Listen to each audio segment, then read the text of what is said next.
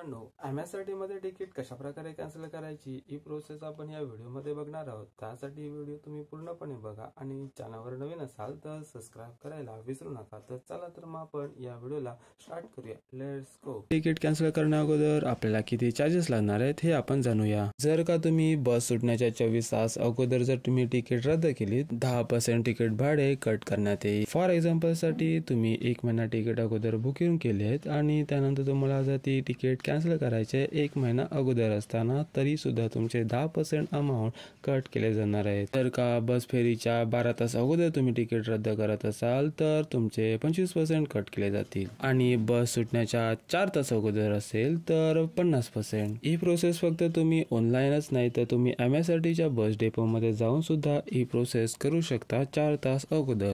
जास्त लोक ticket booking करण्यासाठी ॲपचा वापर करतात आणि तुमच्याकडे ॲप आहे तर तुम्ही ॲपवर या। नंतर तुम्ही तुमच्या अकाउंटवर क्लिक करा। त्यानंतर तुम्हाला खाली माय तिकीटचा ऑप्शन दिसेल, त्यावर तुम्ही क्लिक करा। तुमची बुकिंग तिकीट दिसेल आणि त्या बुकिंग तिकीटवर क्लिक करा। त्यानंतर किती पैसे रिटर्न होणार आहेत आणि किती कॅन्सलेशन चार्जेस लागणार आहेत हे सुद्धा तुम्हाला समजेल आणि त्यानंतर तुम्ही कॅन्सलचा ऑप्शन येईल आणि तुम्ही कॅन्सल करू शकता। जर का तुम्हाला लॉग इन कसं करायचं हा जर प्रश्न पडला असेल तर तुम्ही ही वाली व्हिडिओ बघा आणि याच व्हिडिओमध्ये मिळूया परत एकदा।